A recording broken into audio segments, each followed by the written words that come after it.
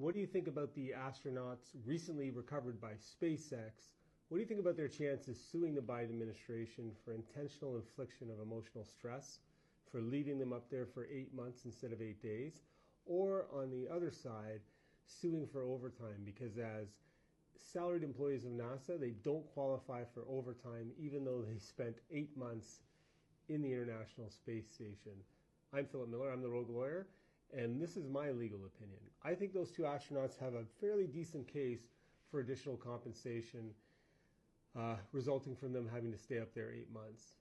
Like the military, they sign on for danger that most people don't, but to be stranded up there for 8 months because Boeing couldn't bring them down, I think Boeing has some obligation to those families because staying up there for almost a year as opposed to 8 days, probably going to take a decade off their life and give a lot of health problems.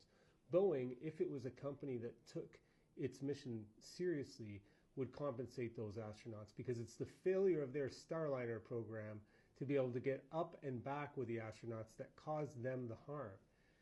Now, the question that follows from that is, did the Biden administration do everything they could to get them back to America? It doesn't look like it to me. Now, we're not supposed to leave our men and women behind on the battlefield or in space.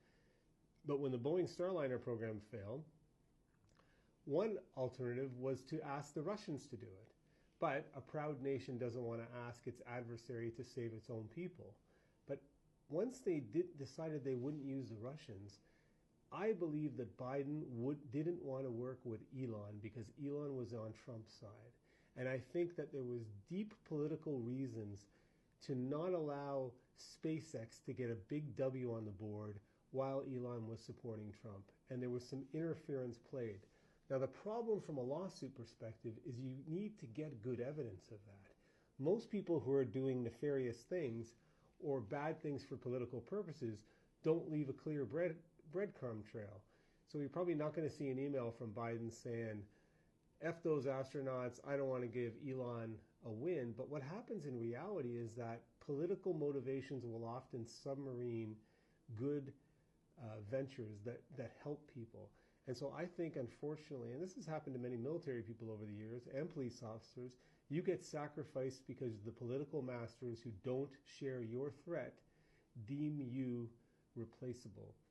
And that's tragic from my perspective. I would have loved to have seen the Biden administration do anything in its power to get those two people back, including, even if it was distasteful, working with Elon Musk, who just happens to be the smartest human being on the planet. But Biden and his aides obviously don't like being around people smarter than themselves, and so wouldn't work with him. The effect and consequence is that those two astronauts probably have lifelong ailments as a result of being left up there for 8 months.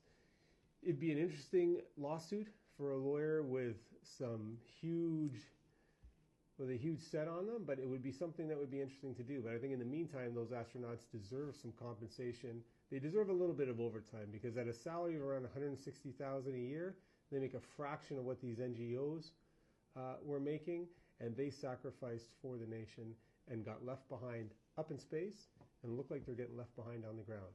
Tell me what your thoughts are. Until next time.